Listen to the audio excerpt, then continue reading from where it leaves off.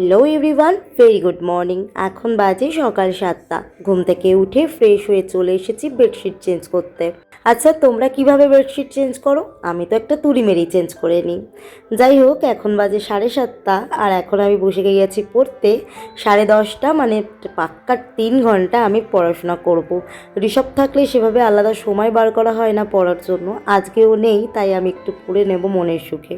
আর পড়তে পড়তে আমার যেন কোনো রকম ক্লান্তি না আসে, তার জন্য জিৎ আমাকে 1 মাগ চা বানিয়ে দিয়েছে। বেসিক্যালি সকালবেলা আমি লিকার টি খাই, তবে ও আমাকে মিল্ক টি বানিয়ে দিয়েছে। কোনো ব্যাপার না, এটাতেই কাজ চালিয়ে নেব।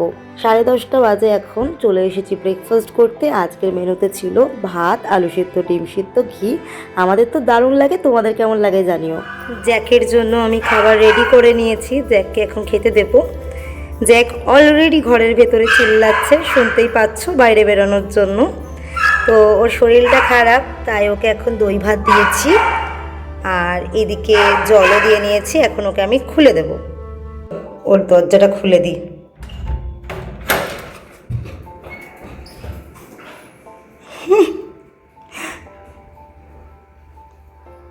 সকালে আমাদের জ্যাকের সবার খাওয়া হয়ে গেছে। এখন দুপুরের জন্য রান্না বান্না করতে হবে।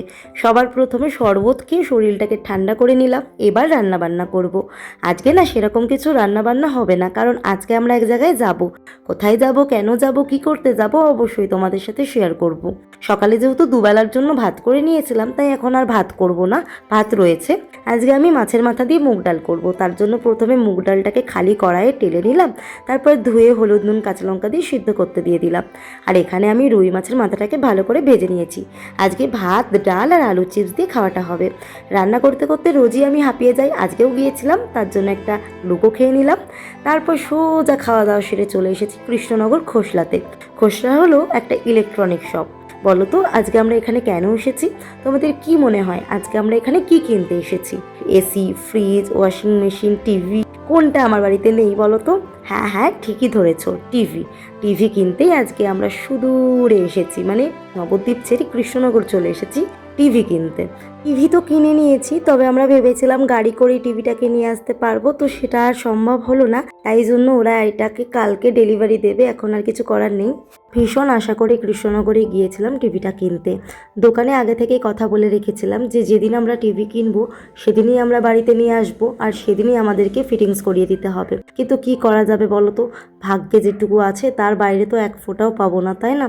আমরা গাড়িতে করে গিয়েছিলাম যে গাড়ির সিটে করে টিভিটাকে বসিয়ে নিয়ে চলে আসবো। কিন্তু কি করা যাবে বলো, টিভি কেনার পর লেবার যখন গাড়িতে তুলতে আসলো তখন দেখা যায় টিভির থেকে আমার গাড়ির সিট ছোট, তাই টিভিটা গাড়ির সিটে করে নিয়ে আসা যাবে না। তখন আবার লেবারগুলো নিয়ে চলে গেল আমার টিভিটা শোরুমে। কি আর করা যাবে, এখন একটা দিন অপেক্ষা করতে হবে। কালকে আসবে টিভি, কালকেই আসবে ফিটিংসের লোক। কালকে তোমাদের সাথে আমি টিভিটা শেয়ার করবো যে কেমন কি কিনলাম। চলো বাদ দাও, এখন তো আর মন খারাপ করে কোনো লাভ নেই। তার থেকে বরং তোমাদের সাথে শেয়ার করি আমার উইন্ডো থেকে বাইরের ভিউটা কেমন আসে। জানো তো, এই নীল আকাশের মাঝে সাদা সাদা মেঘ দেখতে না আমার দারুণ লাগে। Hello everyone, very good morning. আজকে হলো পরের দিন, মানে আজকে আমার টিভি আসছে বাড়িতে। সকালবেলা জিৎ বাজারের থেকে নিয়ে এসেছে পরোটা, ছোলার ডাল আর মিষ্টি। জিৎ এখানে বসে খাচ্ছে, এ দেখো। একদম না, এটা মিষ্টি, এটা খেলে তুমি শেষ।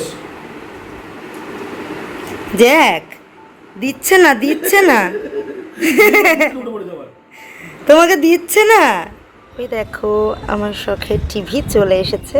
আমরা একদম সকাল সকাল টিভিটা ডেলিভারি পেয়ে গিয়েছি, তবে যে কাকু ফিটিংস করতে আসবে তার একটু লেট হবে, ওই দুপুর 3টে সাড়ে 3টে বাজবে। আর এদিকে আমরা ওয়াইফাইয়ের লোককেও বলে রেখেছিলাম, তারা আবার আসবে টিভি ফিটিংস হওয়ার পরে ওয়াইফাই ফিটিংস করতে। তো যাই হোক, এদিকে কাকু চলে এসেছে টিভি ফিটিংস করতে, আর এই হলো আমার টিভি। তো টিভিটা কেমন লাগছে অবশ্যই কিন্তু কমেন্টে জানিও। এটা রয়েছে স্যামসাং কোম্পানির টিভি, 55 ইঞ্চের টিভি। তো দেখো, এটা হয়তো তোমাদের কারোর কাছে কিচ্ছু নয়, তবে আমার কাছে একটা বিগ অ্যাচিভমেন্ট। এভাবেই টুকটুক করে একটা একটা করে জিনিস কিনতে কিনতে একদিন আমার সমস্ত শখের জিনিস কেনা হয়ে যাবে, আমার সমস্ত শখ পূরণ হয়ে যাবে। তোমরা আমাকে আশীর্বাদ করো যেন আরও উন্নতি করতে পারো। এই হলো আমাদের টিভি। কোনো কিছুই আমার দ্বারা সম্ভব হতো না কেনা যদি না জিৎ আর ছেলে মাথা খারাপ করে দিত সেটা কেনার জন্যে। যাই হোক, টিভি যখন কেনা হয়ে গিয়েছে তাই জিৎকে জিজ্ঞেস করছিলাম যে টিভি কেনার আনন্দে তুমি আমায় কী খাওয়াবে। বলতে না বলতেই ও চলে গিয়েছিল বাজারে আর নিয়ে চলে এসেছে আমার জন্য আমের চপ, মোচার চপ, ভেজিটেবিল চপ। আর আজকে যেহেতু শ্রাবণ মাস শুরু হচ্ছে তাই শ্রাবণ মাসের শুরুতে তো সবাই সবুজ চুড়ি পরে, আমার জন্য সবুজ চুড়ি আনতে কিন্তু ও একদমই ভোলেনি। এনেইছে যখন বললাম একটু পরিয়ে দাও তুমি নিজের হাতে। আর আজকে টিভি কেনার খুশিতে আমাদের বাড়িতে রান্না হবে চিকেন, তো চিকেন ধুয়ে সব কিছু কেটে কুটে রেখে দিয়েছি। জিৎ রান্না করবে কারণ ওরই সবথেকে খুশির দিন আজ। এখানে ভাত, রুটি আর চিকেন নিয়ে নিয়েছি। এখন খেতে খেতে গান শুনবো, তোমরাও শোনো চলো। কিছু মিথ্যে বাহাদুরি, আমার আকাশ দেখা ঘুরি, কিছু মিথ্যে বাহাদুরি, আমার চোখ বেঁধে দেওয়ালো, দাও শান্ত শীতল পাটি, তুমি মায়ের মতোই ভালো, আমি একলা ঠিক পথ হাঁটি।